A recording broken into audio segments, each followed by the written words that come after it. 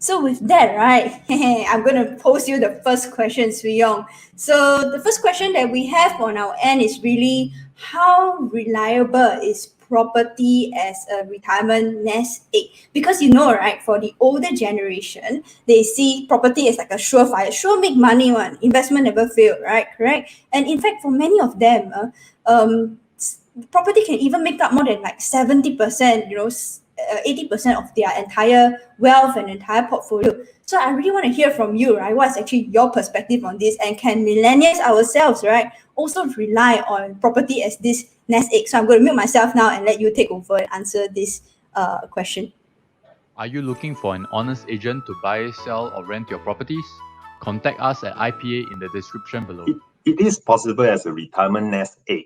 For millennials today, just started in the workforce or about to start in the workforce, if you are willing to plan 40 years ahead, in fact, I'll be very happy. However, you know that 40 years could be equal to perhaps 5 economic cycles, 4 to 5 economic cycles. So how you write out each economic cycle, impossible for you to plan today. So if your career could be you are never a single day without a steady income from a multinational company that's just going to cover you from first day of work until the day you retire, again, then yes, property will be a reliable tool for planning your retirement. But just looking around, if this statement were true, even in the past, just looking around, would we have so many families that may be still struggling from hand to mouth today? Which means that for each person and each individual's specific circumstances and your spouse's circumstances, plus then your extended family, maybe you still have to support parents, maybe you still have to support the in-laws, and subsequently, what are your own children's dreams? For example, your child might require a lot more investments from you. Then all our very well thought out plans would have to be adjusted along the way. So it depends on where your starting point is. It might not be that reliable as a retirement nest egg for everybody. Hey, Swee Yong, you see my screen, right? So you probably know what I'm going to ask you next. You see, retirement is why many people think that it's a retirement as it is really because, look at the recent number. This is actually just from newspaper recently. You can see that nowadays HDBs can be sold for over, 1 million and stuff like that. What is actually your take on this? Yeah. Yes. So logically, the thought process goes like this. When you see an article like that, the first thing that comes to mind, wow, somebody managed to sell it at $1 million. And look, 7-8 years ago, how much did they pay for that HDB? Oh, they paid 350,000. Oh, and they even got a 30,000 grant, so they only paid 320,000. And today they're cashing in at $1 million. Cha-ching! So the dollar sign just goes into your head. Well, in that case, then we are not really treating property firstly as a utility asset. We are really treating this HDB BTO purchase and the subsequent resale as more of a, like the minister said, a lottery. So how many people are lucky enough to be able to cash in this way? Secondly, for the list of people who bought in this list that you're showing on the screen, they bought in November. Well, we know that this year the economy hasn't been that great, especially on the jobs and income front. So who are these people who are actually paying the $1 million? Would they be downgraders who may have sold their properties, let's say a year ago at maybe a terrace house sold at $2.5 million, and now they are buying the $1 million flat, pure cash, and they are already 70 years old, they are buying the $1 million flat, maybe as a retirement for their next 20 years in order to retire. So we don't know enough information about the background of these buyers. We wouldn't be able to also emulate what the seller of these $1 million homes, 7 years ago when they bought it, or 10 years ago when they bought it, what was their situation, and why are they lucky enough today to be able to get this windfall? 10 years ago, when people bought into Sengkang, or when people bought into the new towns such as Choa Chu Kang, Senja, Bukit Panjang, today, what is their resale price like? So why are some people able to get this capital gain while some people are unable to get this capital gain? So do we always emulate the guys who strike total first price and strike the big sweep? Or should we plan our investments and our finances more carefully? Again, let's be prudent and let's plan properly. Not everybody gets to strike first price. So, Swee Yong, what you are saying is basically these people here who stay at Pinnacle Duxton, City View at Boon Keng, Toa Payoh and all that, these are kind of like the lucky folks, and not everyone can basically benefit from them. So will you be able to share with us, right, what is your projections for the future? So I'm going to move to the next slide, right, where you actually show us this pyramid. Can you just talk us through this deck and kind of like share with us some of your perspectives and research as well? Okay, so let's look at the bigger chunk up above the bigger bubble, which is where the baby boomers category are. And you can see that the baby boomers, these are the people who were born post Second World War. They are already moving rapidly into retirement. And you can also see that the generation above them, the one in the blue, dark blue oval, that's called the silent generation. In fact, they are the ones who suffered through the war, and that's why proportionately the population numbers are fewer. However, it is also a function of the fact that our median age, death, we pass away at about 84, 85 years of age. So once you hit that age group, the numbers start to decline very quickly year on year. And this very large group of baby boomers, they are progressing slowly towards their expiry date, let's call it. And who are the children of the baby boomers? The children of baby boomers today are about 20 to 34 years old. They are the ones, in fact, in the last 10 years, since the 2011 elections, when there was a very big push to launch more and more BTO flats. In the last 9 years, I think we have launched more than 200,000 flats. And these are the ones who have been buying in the last 10 years. 10 years ago, these children of baby boomers would be at 24 years old. So this group that is 20 to 34 now have been in the market buying BTO flats. However, in the next 10, 15 to 20 years, as you see the bigger bubble above that is progressing towards their expiry date, when they pass away, who would be the group, which age group would be in the market buying flats when these very large cohorts of baby boomers start to reach their expiry date? You can click one more time, Jeraldine. And so consider in 15 years' time, when this bottom group, because of our less than stellar birth rate, or less than stellar performance in making babies, this is a very small group of people in the next 10 to 15 years who will be in the market to buy BTOs or to buy the resale flats that would be sold when these baby boomers and the silent generation people start to pass away. You look at the entire pyramid, actually 90% of the people in this entire pyramid, 90% of those who are above 25 years old, let's say, already own their homes, right? Since 90% of them already own their homes, whoever passes away and bequeaths the home to the next generation, what's the likelihood that their children would also own homes? So you can use mathematical probability 0.9 times 0.9, right? There's a high chance that the children the 2 or 3 children that they have also own homes, which means that the children are more likely to, instead of receiving the homes and registering the homes in their names, sell these homes and split the proceeds of the sale of the homes. And the question then is, who would be the ones in the market in 10 to 15 years time who would be buying up these resale properties?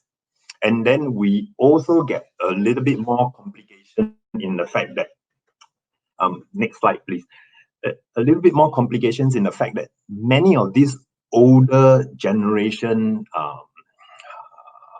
people in Singapore now, they are in fact staying in HDB flats. They are slightly older. And these are not the flats that made the $1 million mark. These are in fact flats that are declining in value even as we speak. So within Toa Payoh, you would have some flats such as the Peak, right?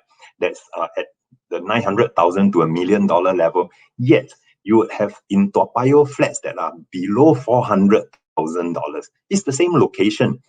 However, different height and different age.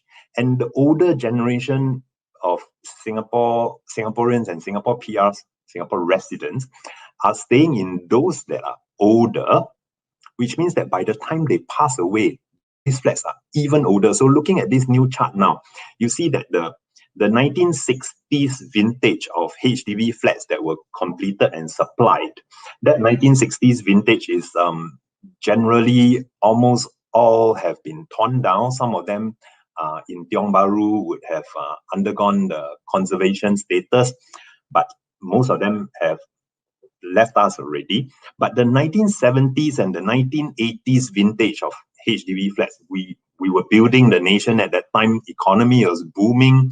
A lot of multinationals were coming in to invest. Singapore was just rushing to build itself in order to satisfy this big economic boom, right? You would see that we are going to have these 1970s and 1980s vintages. By the year 2030, 500,000 of HDB flats would be more than 40 years of age. So why 40 years of age? Why is that number important? HDB flats that are past 40 years of age, and even more apparent, those that are past 50 years of age, have got a very small demand market. For example, a 30-year-old couple wanting to buy something in Commonwealth or in Redhill that has only got 50 years of lease on the HDB flat. If you are 30 years old and the HDB flat is left with 50 years of lease, you are limited in terms of how much CPF you can apply to that flat, because at 30 years of age, you bought a flat that is left with 50 years, you and your spouse may outlive the remaining 50-year lease of the flat, because the median age of death would be about 85. And therefore, to be prudent, the CPF rules say that you shouldn't be applying the maximum of your CPF funds to purchase the flats, which means that for older flats, younger people have lesser desire to consider buying them because of the limited use of CPF funds, which means, to the next chart, please, which means that we will actually see a shrinking one before this. We will actually see a shrinking number of buyers in the market where, hi, Geraldine, one chart before that, which is the value depreciation curve of a HDB value, Okay. depreciating over time.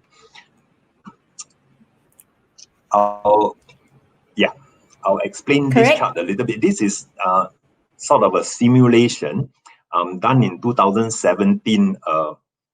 One of the very clever students from NUS Real Estate helped me to run these numerical estimates. It is a Marine Parade flat that was transacted in 2017 at a cost of 860,000, and we considered the life of the flat beyond its transaction in 2017 forward on for its remaining 56 years of life. And you see that when the flat gets older and older, at certain points, the kinks in the graph starts to steepen downwards a lot more. And these points come when there is limits on home loans and there's limits on CPF usage. So much so that on the right-hand side, if you approach the last little circle on the green line, that last little circle is when the HDB flat is left with 20 years of lease. At this point, you cannot use a home loan, you cannot use a CPF funds for your HDB flat, and you can also not borrow from HDB, meaning you have got to pay full cash to use and enjoy the remaining 20 years of lease of this HDB flat. And here I've actually quite generously assumed that somebody is willing to pay $180,000 worth of cash to use this property over 20 years. Now, when you divide 180,000 cash over 20 years, each year is $9,000, which means that each month you are actually renting for, you're actually paying an equivalent rental each month of $700 over for this HDB flat. It sounds reasonable that we pay $700 over for 4-room flat in Marine Parade for 20-year period, right? But at that point, in that circle, at that point, who actually will take out $180,000 to buy themselves 20 years of a shelter over their head? The $180,000 could, in fact, be applied to a newer flat that has got a longer lease that allows the buyer to take a loan. Or that buyer could actually buy into a smaller and newer flat.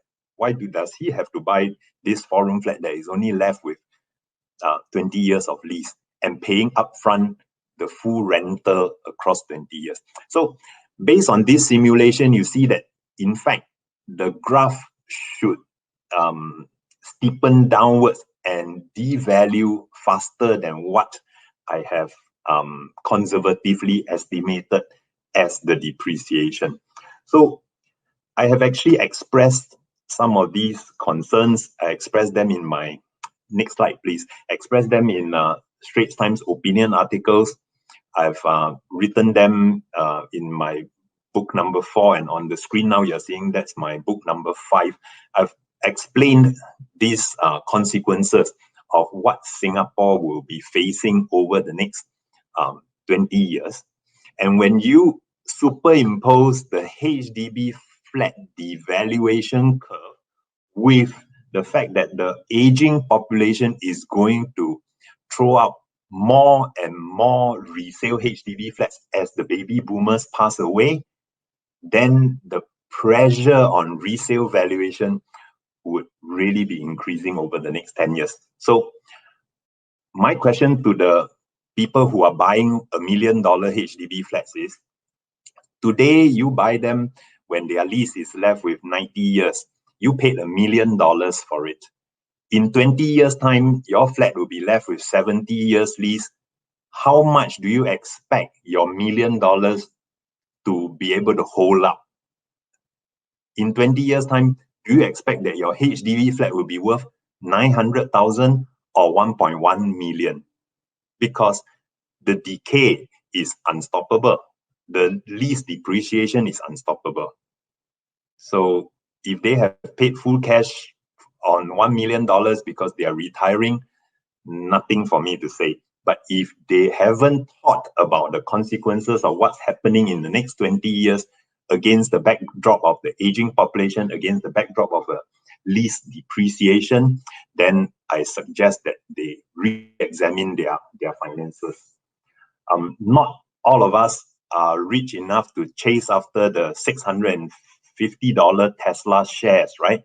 Some of us maybe should be a little bit more modest, and maybe instead of buying Tesla, we should be buying Neo shares. Next slide, please.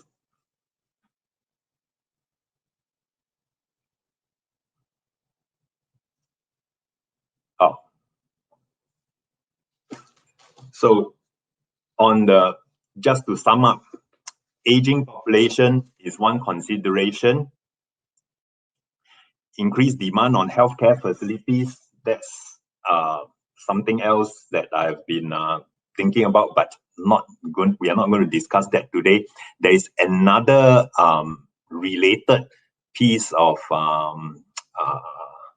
consequence of this aging population, in that more and more people, if you see the pyramid, right, the population pyramid, every year from now, for the next 40 years, every year we will be seeing more than 50,000 Singapore residents celebrating their 65th birthday.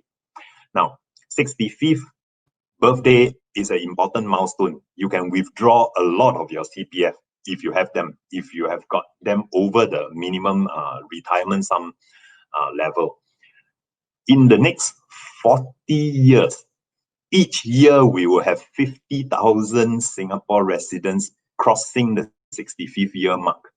And then the bottom of the pyramid, when the young people are coming into the labor force and starting to contribute to CPF accounts, that number is smaller and smaller. So there may be a mismatch between CPF redemptions and CPF contributions. So some of these are consequences that you can ruminate over your Christmas dinner or New Year dinner with your family and relatives, right? And of course, the demand for old age facilities or healthcare facilities. Just as a reminder, by the year 2030, more than 500,000 HDB flats will be older than 40 years. Across a population of HDB flats today of about 1.1 million, in 10 years' time, we might have about 1.2 to 1.3 million HDB flats, but 500,000 of them would be more than 40 years of age and depreciating. So island-wide, across this country, the valuation of HDB flats would be very difficult to justify an overall upgrade of valuation across the country.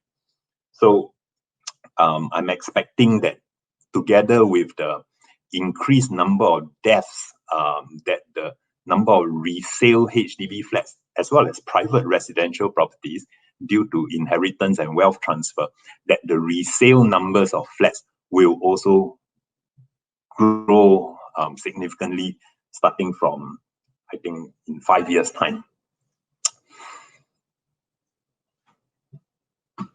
Wow, Swee Yong, thanks so much for the key summary. I see like quite a lot of questions coming in, and all that. But overall, I think like most of our audience are a little bit quiet. So I just want to make sure, if everyone can actually follow what Swee Yong is saying and you actually understand. So if you understand, right, can you just help us to, be aware about where you are? If you understand, just type follow in the chat, or you can just actually press the like button so that we know that you are actually able to keep up with the content, and this actually resonates with you guys as well. So can you just type in the comments, whether or not you guys can understand what we're actually explaining. So let me just see if people are actually able to follow. Can you guys, okay, some people are quite a lot of people are reacting to it, looking at Facebook now and also looking at YouTube now. If you can follow, just type follow, okay, so that we know that, we are not going too fast and this is not too technical. Okay, great. Okay, somebody say all good, can follow, like, okay, interesting stuff. All right, great, awesome. Thanks, Swee Yong. I think you explained it pretty well. But let me just quickly do a quick summary of what Swee Yong said in my most layman terms, okay? So basically, as the population ages, right, there's more older people. And at the same time, because of our aging population, there's not as much young people. So our pyramid is like in this shape, in a sense, right? It's going down. More people on top, lesser people who are younger replacing that group. So what happens is, basically, when this older generation passes on, the younger generation cannot really meet that entire supply, right, of HDB flats that they are leaving behind. So that's the first point that he mentioned. On top of that, he also talked about the supply, right? There's a lot of supply of flats, over the recent years, and things like that. And couple that with the natural decay, right? So all these three factors added together, because our HDB lease is only 99 years, so there will be a decay. So that actually causes the prices downwards. So what we saw earlier with all the $1 million investments, HDBs, and things like that, not every single person can actually benefit from that. So when you guys purchase your flat, maybe you want to keep this in mind as well. With that, Swee Yong, before we move on to the second point, I see a very, very interesting question here, right? Okay, let's look at some of the comments. Just now I saw someone ask about this. Oops, so many comments. I need to scroll up. Okay, someone asked, okay, I'm going to paste her comment here. So Jaslyn, thank you, Jaslyn, for your question. Jaslyn is watching us from YouTube. She asked, should a young couple actually opt for BTO or resale, right? So this is just one of the questions that was being raised. So do you want to quickly address this before we move on to our next point? I think Jaslyn's question is good. Everybody should be thinking through this, right? Understand what your options are. Later on, when we move into question 3, I think when we are talking about how you should allocate your funds, I think Jaslyn will get more of her answer from there. But of course, all my answers are not going to be absolute unless one day if we meet up for coffee and you can tell me your entire family story, then I'll help you make a more considered choice. Otherwise, just a single question itself, I'm not sure about what you and your spouse are doing, how secure you are with your income, what about your family, what about his family, what are your plans to make babies and to have pets and all these things, right? So later on, we will answer Jaslyn's question when we talk about how you should save up sufficiently and then apply your funds to buy a BTO or a resale. And in fact, if I'm not wrong, there was also a question like from Ting, young couples with average combined income, should they consider buying or renting? And if buying, is it resale or BTO? Later, when we talk about the cost of ownership versus the cost of renting, and we discuss some numbers, then the question will be answered as well.